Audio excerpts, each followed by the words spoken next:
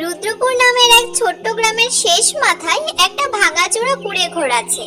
সেই ঘরের উঠানে বড় বোন মণি সকালে বেচার জন্য টাটকা সবজি জুড়িতে পাচ্ছিল, আর ছোট বোন আখি তখন একটা ছেঁড়া চাদরে গুটিসুটি মেরে ঘুমাচ্ছিল।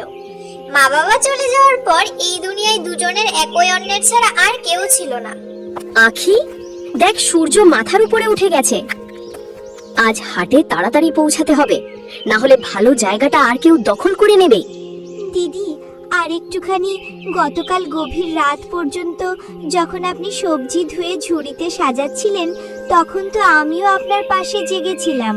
ঘুমটা এখনো পুরো হয়নি। কিন্তু আমরা যদি পরিশ্রম না করি তাহলে এই সপ্তাহে আমাদের ঘরের উনুনই জ্বলবে না। চল তাড়াতাড়ি মুখ ধুয়ে নে, আজকে সবজি বিক্রি হলে সন্ধেবেলা তোর জন্য গুড় নিয়ে আসবো। ঠিক তখনই উঠানের বাইরে সবজির ঠেলা নিয়ে রমেশ কাকা এসে হাজির হন, যার কাছ থেকে দুই বোন রোজ বাকিতে টাটকা সবজি নেয়। আরে রমেশ কাকা এসে গেছেন, আজ কি কি এনেছেন? এসে গেছি মা, ক্ষেতের টাটকা পালং আর ফুলকপি এনেছি, হাতে হাতে বিক্রি হয়ে যাবে। কিন্তু মা, গত সপ্তাহের বাকি টাকাটা কিন্তু এখনো জমে আছে। জানি, কাকা শুধু আজকের সবজিটা দিন, হাটে বিক্রি হলেই আপনার সব হিসেব মিটিয়ে দেব। আমার উপর বিশ্বাস রাখুন। তোমার উপর আমার বিশ্বাস আছে মা। বেলা বেড়ে গেছে। দুই বোন গ্রামের হাটে একটা পুরনো বস্তা পেতে নিজেদের সবজি সাজিয়ে বসে। হাটে তখন খুব ভিড়। নিয়ে নিন টাটকা সবজি, ক্ষেত থেকে এইমাত্র তোলা সবুজ পালং আর লাল লাল টমেটো, একদম তাজা আর সস্তা। ঠিক তখনই শহর থেকে আসা বুদ্ধিমান যুবক অনিকেত সেখানে এসে পৌঁছায়।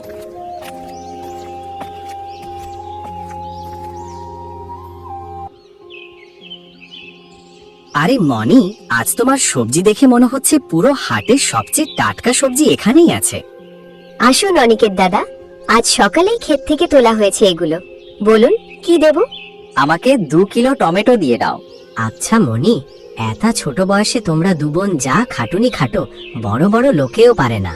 আর এই ছোট্ট আখিও তোমার সঙ্গে কাঁধে কাঁধ মিলিয়ে কাজ করে। হ্যাঁ অনিকেত দাদা, আমি তো দিদির সবচেয়ে বড় সাহায্যকারী। আমি সবজি ওজন করতে দিদির হাতে হাত লাগাই। সাবাস আখি, এই নাও মনি টাকা। আর হ্যাঁ, কখনো কোনো দরকার হলে আমাকে বলতে সংকোচ করো না।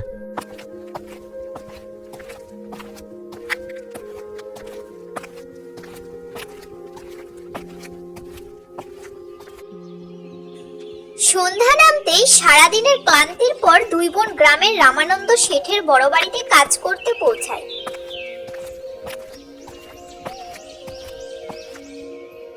বারান্দায় তখন কমলা বসেছিল।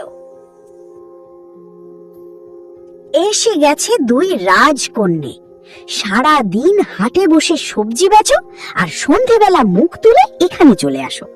ওদিকে সারা উঠোনে ঝাঁট পড়ে আছে, বাসনের স্তূপ জমে আছে। তোমাদের বাপের চাকর এসে এসব করবে নাকি? না গিন্নিমা, একটু হাট থেকে ফিরতে দেরি হয়ে গেছে। আমি এক্ষুনি সব বাসন মেজে দিচ্ছি, আর উঠোনেও ঝাড় দিয়ে দিচ্ছি। হ্যাঁ হ্যাঁ, খুব এসেছে দরদির দল। তাড়াতাড়ি হাত চালাও, বিনা পয়সার রুটি খেতে হলে ঠিক সময়ে এসে যাও। আমার কপালটাই পুড়েছিল যে দুই অপার বুঝা আমার ঘাড়ে এসে পড়লো। কমলার বিস্মাকা কথায় আখির চোখে জল এসে যায়। কিন্তু মনি চোখের জল গিলে চুপচাপ বাসন মাজতে শুরু করে।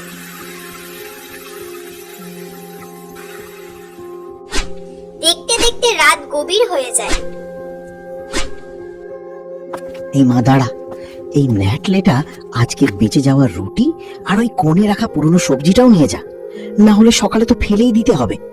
কিন্তু শেঠ বাবু, এই রুটিগুলো তো বাসি আর শুকিয়ে গেছে।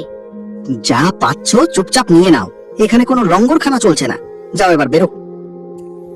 মনি মাথা নিচু করে ছোট বোনের হাত ধরে অন্ধকার পথ ধরে হাঁটতে থাকে।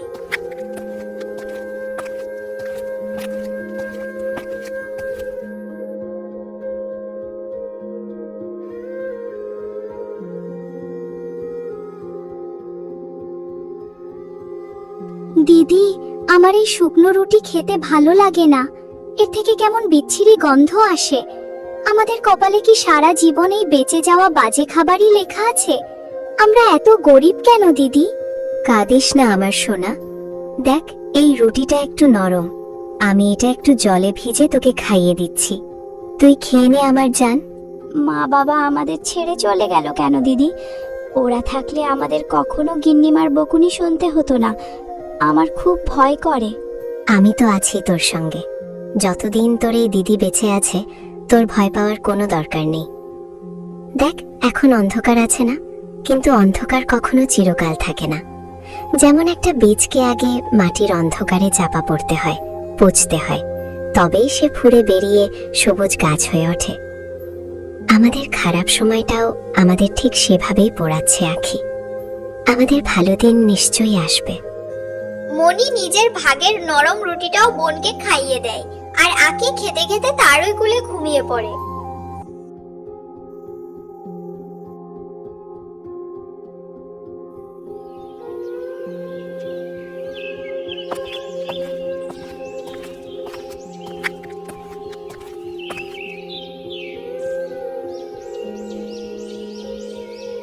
আরে, এই দরজার সামনে কে রেখে গেল টাটকা সবজি আর সঙ্গে আটা গুড়ের একটা ছোট্ট পুটুলি? আখি, ও আখি, একটু দৌড়ে বাইরে আয় তো। কি হলো দিদি, তুমি এত সকালে কেন অস্থির হয়ে পড়েছ? এই দেখ, রাতে তো এখানে কিচ্ছু ছিল না।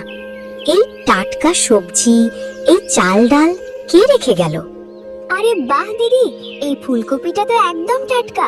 এবার তো আজ আমাদের বাজার থেকে কিছু কিনতেও হবে না। কিন্তু রাতের অন্ধকারে আমাদের এই ভাঙা ঘর পর্যন্ত কে আসতে পারে? রমেশ কাকা নয় তো? রমেশ কাকা তো নিজেই কষ্টের সৃষ্টি সংসার চালান, উনি কেন আমাদের বিনা পয়সায় এত কিছু দেবেন? কেউ একজন আছে যে লুকিয়ে লুকিয়ে আমাদের সাহায্য করছে। যেই করুক, তার মনটা সত্যি অনেক বড়।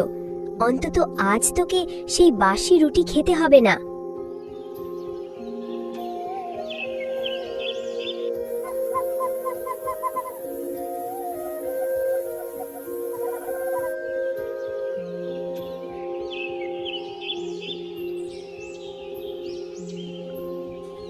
বেলা বাড়লো, হাটে রোজকার মতো ভিড়। দুই বোন সবজি বেচছিল, কিন্তু ওদের মনে তখনও রাতের সেই অচেনা দেবদূতের প্রশ্নটা ঘুরছিল। আখি, আজ আবার সকালে দরজার সামনে একটু চাল আর ডাল রাখা ছিল। আমি তো বুঝতেই পারছি না এই অচেনা সাহায্যকারীটা কে। দিদি, আমার তো পাকা বিশ্বাস যে ওটা অনিকের দাদা। আপনি খেয়াল করেন না, উনি হাটেও তো আমাদের সঙ্গে কত ভালোবেসে কথা বলেন। অনিকের দাদা শহরের পড়াশোনা জানা বড় মানুষ। উনি মাঝরাতে অন্ধকারে আমাদের এই ঝুপড়িতে কেন আসবেন? আর কিছু না জেনে কোনো অচেনা লোকের নাম নেওয়া ঠিক নয়। গ্রামের লোকে শুনলে শুধু শুধু কথা বানাবে। চল, চুপচাপ নিজের কাজ কর।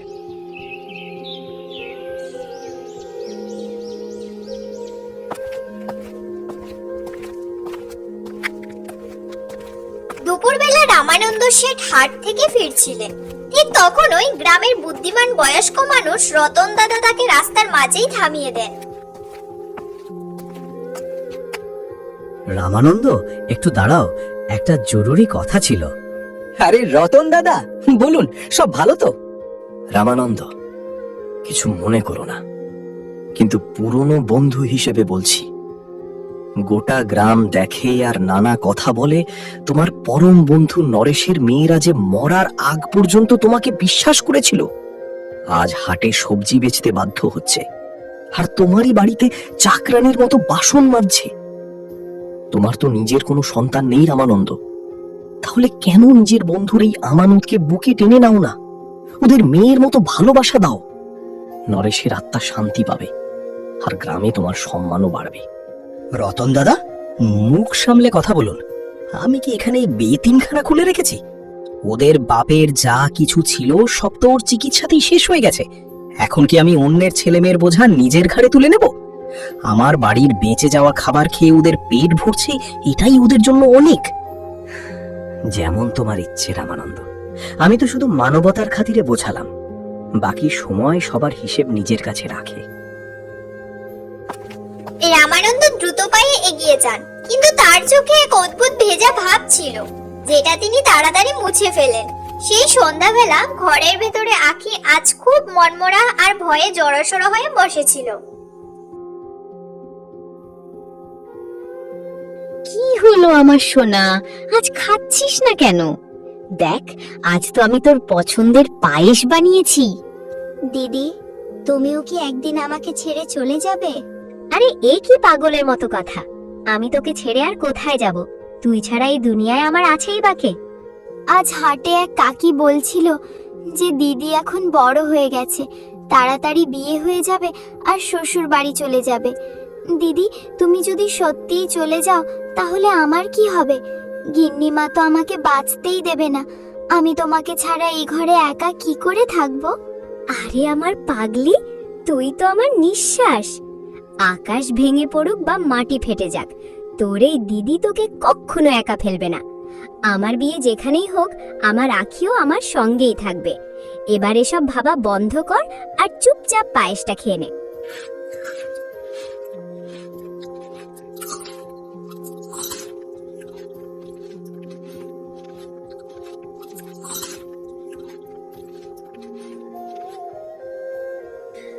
ওদিকে বাড়ি ফিরে রামানন্দ রতন দাদার ওই কথাটা নিজের স্ত্রী কমলাকে বলে দেন। শুনতেই কমলা আগুন হয়ে ওঠে। কি বললো এই রতন যে আমরা ওই অপয়াদের চিরকালের জন্য বাড়িতে রেখে দেব? আরে আমি তো বলি ওদের এই চৌকাঠে ছায়া ফেলাও আজ থেকে বন্ধ। আরে ভাগ্যবতী, এত চড়ছো কেন? আমি তো রতনকে তখনই পরিষ্কার মানা করে দিয়েছি। তুমি শুধু শুধু নিজের শরীর খারাপ করছো। শান্ত হও। না, গ্রামের লোকে আমার নামে পঞ্চায়েত জোড়া শুরু করেছে যে আমি এতিমদের দিয়ে ব্যাগার খাটাই। আমার বদনাম হচ্ছে। ঠিক করে ফেলেছি, কাল থেকে ওই দুজন এই বাড়িতে কাজ করতে আসবে না।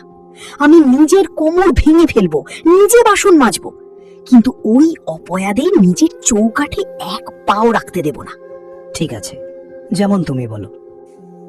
পরের দিন সন্ধ্যাবেলা মণি আর আঁখি রোজকার মতো কাজের জন্য বাড়িতে পৌঁছায়, কিন্তু আজ কমলা চৌকাটে হাত গুটিয়ে চোখে আগুন নিয়ে দাঁড়িয়েছিল। থাম, ওখানেই দাঁড়া হতভাগী। এই চৌকাঠে আর এক পাও এগোবি না। কি হলো গিন্নিমা, আমাদের কি কোনো ভুল হয়ে গেছে? কালকের বাসন তো আমি চকচকে করে দিয়েছিলাম। ভুল? তোদের দুজনের এখানে আসাটাই সবচেয়ে বড় ভুল। গোটা গ্রামে আমার নামে পঞ্চায়েত জুড়ছে। যা, ফিরে যা। আজ থেকে আমার বাড়ির কোনো কাজ তোদের করতে হবে না। গিন্নিমা আমাদের কাজ থেকে তাড়িয়ে দেবেন না? রাতে যে বেঁচে যাওয়া রুটিটা নিয়ে যাই, সেটা ছাড়া আমরা খাবো কি? আমরা যে না খেয়ে মরে যাব। তাহলে গিয়ে কোথাও মর। আমার কপালে কি তোমাদের বাপ ঋণ লিখে রেখে গেছে? এবার এই চৌকাঠে নিজের অপয়া মুখ আর দেখাবি না। বেরো এখান থেকে।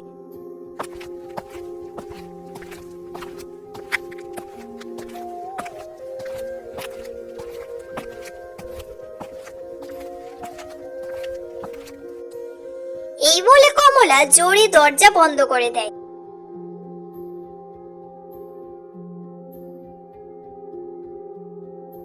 মণি নিজের ভয় পাওয়া বোনের হাত ধরে খালি হাতে ভারী মনে ফিরে যায়।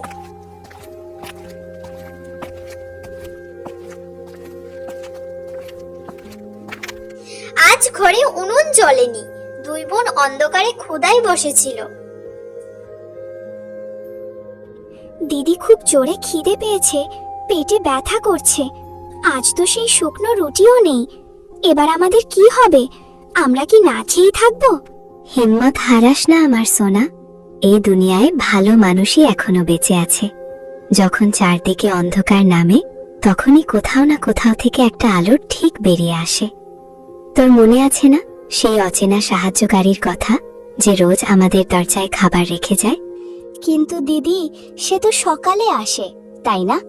ততক্ষণে এই লম্বা রাতটা কাটবে কি করে? আজ আমরা ঘুমাবো না আখি, আজ সারা রাত জেগে থাকবো। যে লোকটা লুকিয়ে আমাদের না খেয়ে মরা থেকে বাঁচাচ্ছে, আজ আমি তার মুখ দেখেই ছাড়বো। আজ আমরা দরজার পেছনে লুকিয়ে তার অপেক্ষা করব। রাত আস্তে আস্তে গভীর হতে থাকে। খিদে আর ঘুমের সঙ্গে লড়াই করতে করতে দুই বোন দরজার ধারে চোখ রেখে বসে রইল।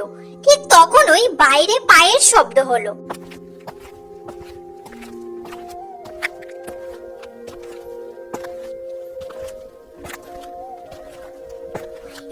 ছায়ামূর্তি কাঁধে পুটলি নিয়ে এলো আর চুপচাপ সেটা দরজায় রেখে ফিরে যেতে লাগলো।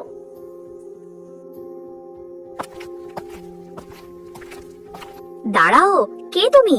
রোজ রাতের অন্ধকারে লুকিয়ে আমাদের দরজায় সাহায্য কেন রেখে যাও? ছায়ামূর্তিটা ঘাবড়ে গিয়ে ঘুরে দাঁড়ায়। চাঁদের হালকা আলোয় তার মুখ দেখে দুই বোন একদম অবাক হয়ে যায়। শেঠ বাবু, আপনি এত রাতে চোরের মতো লুকিয়ে আমাদের জন্য খাবার আনেন, কিন্তু কেন? দিনের বেলা তো আপনার বাড়ি থেকে আমাদের ধাক্কা দিয়ে বের করে দেওয়া হয়। এই কথা শুনে রামানন্দের চোখে জল উপচে আসে। তিনি সেখানেই মাটিতে বসে পড়েন। বছরের পর বছরে চেপে রাখা যন্ত্রণা আজ চোখের জল হয়ে বেরিয়ে আসে। যখন আপনি আমাদের ভালো খাবার দিতেই পারতেন, তখন সন্ধেবেলা ওই বাসি রুটিগুলো কেন দিতেন শেঠ বাবু? দিনের বেলা এত ঘেন্না আর রাতে লুকিয়ে আমাদের পেট ভরানো, আপনার সত্যিটা কি? আমাকে মাফ করে দাও আমার মায়েরা, এটা কোনো লোক দেখানো নয়, আমার বড় অসহায়তা। আমি তোমাদের গিন্নিমার সামনে খুব দুর্বল। কমলা যদি এতটুকু টের পেত যে আমি তোমাদের সাহায্য করছি, তাহলে সে বিরাট অশান্তি বাঁধিয়ে দিত। কিন্তু শেঠ বাবু, আমরা আপনার কি ক্ষতি করেছি? আমরা তো আপনার পর, তাই না? আমার মা, তোমরা পর নও। তোমাদের বাবা নরেশ ছিল আমার পরম বন্ধু। মরার সময় সে আমার হাত ধরে কসম দিয়েছিল যে আমি তোমাদের দুজনের খেয়াল রাখব। কিন্তু আমি ভীতু বেরোলাম, নিজের স্ত্রীর সামনে হেরে গেলাম। সন্ধেবেলা যখন বাধ্য হয়ে ওই শুকনো রুটি তোমাদের হাতে দিতাম, তখন মনে হতো যেন আমার প্রাণ বেরিয়ে যাচ্ছে। তাই রাতের অন্ধকারে নিজের ঘর থেকেই চুরি করে তোমাদের খাবার দিয়ে যেতাম, যাতে আমার বন্ধুর মেয়েরা কখনো না খেয়ে না ঘুমায়। আমাকে মাফ করে দাও। রামানন্দের কথা শুনে দুই বোনের মন গলে যায়। কিন্তু ঠিক তখনই পেছন থেকে কমলার কড়া গলা গর্জে ওঠে।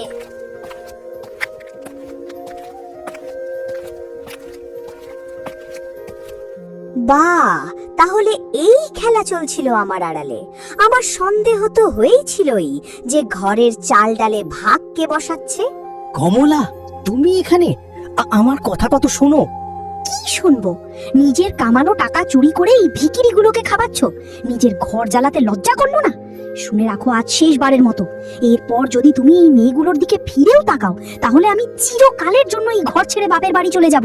আজ থেকে এদের সঙ্গে আমাদের কোনো সম্পর্ক নেই। এই বলে কমলা রাগে রামানন্দের হাত টেনে তাকে নিয়ে যায়। অসহায় রামানন্দ মাথা নিচু করে চুপচাপ তার সঙ্গে চলে যান। আর দুই বোন সেই অন্ধকার রাতে আবার একা একা কেঁদে ফেলে। সেই রাতের পর কয়েকটা দিন কেটে গেছে। শেঠের আশা পুরোপুরি বন্ধ। ঘরে রাখা সামান্য খাবারও শেষ হয়ে গেছে। দিদি, শেঠ বাবু কি আর কখনো আসবেন না? ঘরে যে অল্প একটু খাবার ছিল, সেটাও কাল রাতে শেষ হয়ে গেছে। আমার খুব ভয় করছে। এই দুনিয়ায় কি আমাদের আর কেউ নেই? তুই তো সে রাতে দেখেছিলি গিন্নিমা কত রেগেছিল। শেঠ বাবু আমাদের জন্য অনেক করেছেন, কিন্তু আমরা ওর ঘর ভাঙার কারণ হতে পারি না। আর রইল আমাদের কথা, তুই ভুলে গেছিস যে তোর এই দিদি বেঁচে আছে? এবার আমরা আর কারো দয়ায় বাঁচবো না। কাল থেকে আমি নিজে ক্ষেত থেকে টাটকা সবজি এনে হাটে বেচবো, দরকার হলে মজুরিও করব। আমরা দুজন মিলে নিজেদের অন্ন নিজেরাই জোগাড় করব, কারো উপর বোঝা হব না। দেখিস, এই খারাপ সময়টাও তাড়াতাড়ি কেটে যাবে। সেই রাতে জোরে ঝড় বইছে। ঠিক তখনই হঠাৎ ঘরের দরজায় খুব জোরে ধাক্কা পড়ে। তুই ভয় পাস না আখি, এখানেই বস, আমি দেখছি।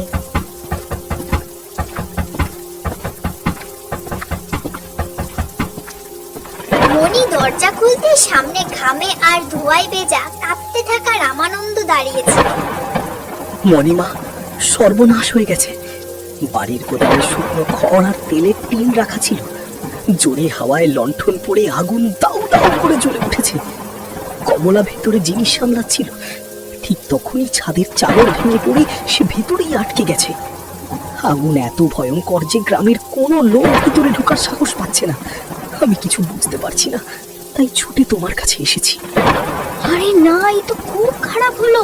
শেঠবাবু, আপনি কাঁপা বন্ধ করুন, সাহস রাখুন। গিন্নিমা আমাদের সঙ্গে যা করেছে সেসব পুরনো কথা। এই বিপদের সময় আমরা আপনাকে একাকী করে ছাড়বো? আঁকি তাড়াতাড়ি ওই ভেজা কম্বল আর জলের বালতিটা তোলো। চলুন শেঠবাবু, আমরা এক্ষুনি যাচ্ছি।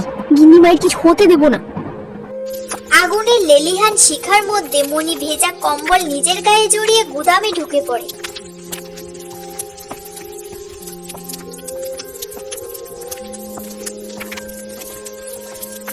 চাঙড়ের নিচে চাপা পড়া অজ্ঞান কমলাকে সে প্রাণের ঝুঁকি নিয়ে টেনে বাইরে বের করে আনে।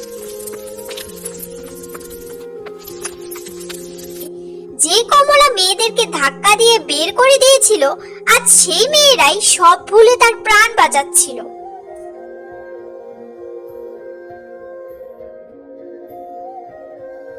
গিন্নিমা, একটু ব্যথা লাগবে, একটুখানি সহ্য করে নিন। এই পোড়া জায়গাটা তাড়াতাড়ি ভালো হয়ে যাবে। দিদি, আপনার জন্য হলুদ দেওয়া গরম দুধ বানিয়েছে গিন্নিমা। আস্তে আস্তে খেয়ে নিন, তাড়াতাড়ি শক্তি ফিরে আসবে। তোমরা দুজন সারা রাত জেগে আমার পাশে বসে আছো। যে আগুনে আমার নিজের গ্রামের লোকেরা ভেতরে ঢুকতে ভয় পেল, সেই আগুনে তোমরা নিজেদের জানবাজি রেখে দিলে কেন মা? আমি তো তোমাদের শুধু কষ্টই দিয়েছি। এক সপ্তাহে দিনরাত সেবাই কমলা সেরে উঠে, আর সে বিছানায় বসেছিল। আজ তার পাথরের মতো মনটা মোম হয়ে গিয়েছিল। আমাকে মাফ করে দাও আমার মারা। আমি কত অন্ধ ছিলাম। যে চৌকাঠ থেকে আমি তোমাদের মাঝরাতে ধাক্কা দিয়ে বের করে দিয়েছিলাম, সেই চৌকাঠেই তোমরা আজ গুনে ঝাঁপিয়ে আমার প্রাণ বাঁচালে। আমি তোমাদের শুকনো রুটির জন্য কাঁদিয়েছি, আর তোমরা আমার কষ্টে চোখের জল ফেলেছো। আমি সত্যি খুব খারাপ ছিলাম। কাঁদবেন না শেঠানিমা। যখন বাবা মা আমাদের ছেড়ে গেল, তখন আমরা আপনার মধ্যেই নিজেদের মাকে খুঁজে পেয়েছিলাম। আর একজন মা যদি ছেলে মেয়েকে বকেও দেয়, তাহলে ছেলে মেয়ে কি সেটা মনে রাখে? কত সরল তোমরা। আজ তোমরা নিজেদের ভালোবাসা দিয়ে আমার অহংকার ভেঙে দিলে। আমার নিজের কোনো সন্তান ছিল না, কিন্তু আজ তোমরা আমাকে মা হওয়ার অনুভূতি দিলে। এবার তোমরা আর এতিম নও, তোমাদের মা বেঁচে আছে। আজ থেকে দুনিয়ার কোনো শক্তি আমার এই দুই মেয়েকে আমার কাছ থেকে আলাদা করতে পারবে না। কমলা, আজ তুমি শুধু এই মেয়েদের নয়, আমাকেও নতুন জীবন দিলে। আমার বন্ধু নরেশের আত্মা আজ সত্যিই শান্তি পেল। আজ এত বছর পর আমাদের এই ইট পাথরের বাড়িটা সত্যিকারের একটা ঘর হয়ে উঠল।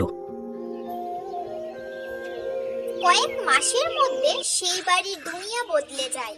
এখন বোনেরা হাটে সবজি বেচতে বাধ্য হয়ে নয়, বরং শখ করে যায়। বাড়ির চারদিকে হাসির জমকার। মনি, আখি, তোমরা কোথায়?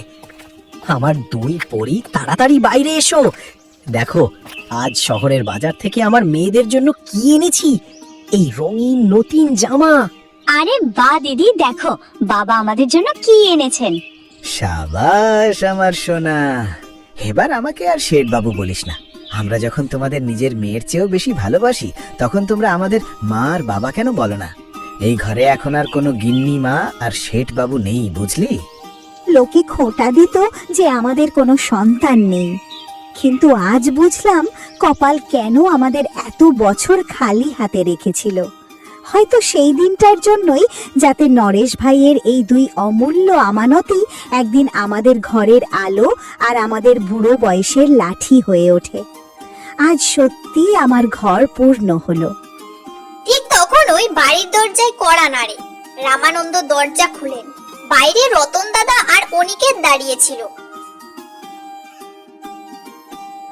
আরে রতন দাদা আর সঙ্গে অনিকেত বাবু, আসুন, ভেতরে আসুন।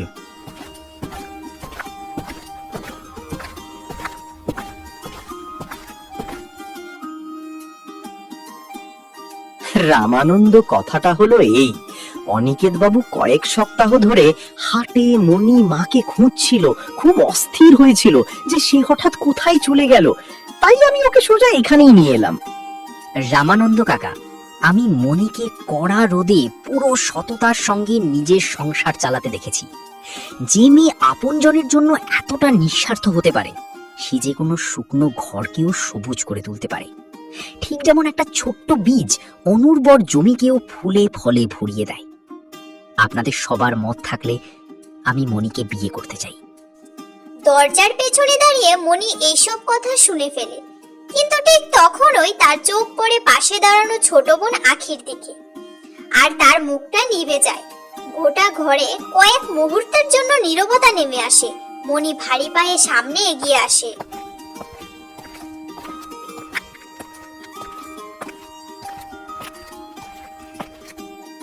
অনিকেত বাবু, আপনি খুব ভালো মানুষ, কিন্তু আমি হ্যাঁ বলতে পারবো না। কসম খেয়েছিলাম যে আমি আমার আঁখিকে কখনো একা ফেলবো না। ওকে ছাড়া আমার কোনো সংসার নেই। আরে পাগলি, তুই আখিকে একা কোথায় ফেলতিস? ও তো এখন আমার আর বাবার নিজের মেয়ে। ও তো এই ঘরেই রাজত্ব করবে। দিদি, মা একদম ঠিক বলছেন। আপনি আজ পর্যন্ত শুধু আমার জন্য নিজের সব সুখ বিসর্জন দিয়েছেন, এবার আমাকেও তো সুখ দেখতে হবে। অনেকের দাদা খুব ভালো মানুষ, আপনি হ্যাঁ বলে দিন না দিদি। আপনাদের সবার যদি এতেই খুশি হয়, তাহলে আমার এই সম্পর্ক মঞ্জুর। আরে বাহ, তাহলে আর দেরি কিসের? রামানন্দ, তাড়াতাড়ি মিষ্টি আনো আর বিয়ের দিনটাও পাকা করে ফেলো, না হলে অনিকেত বাবু রোজ হাটে আমার পেছনে পড়ে থাকবে আর আমার মাথা খাবে।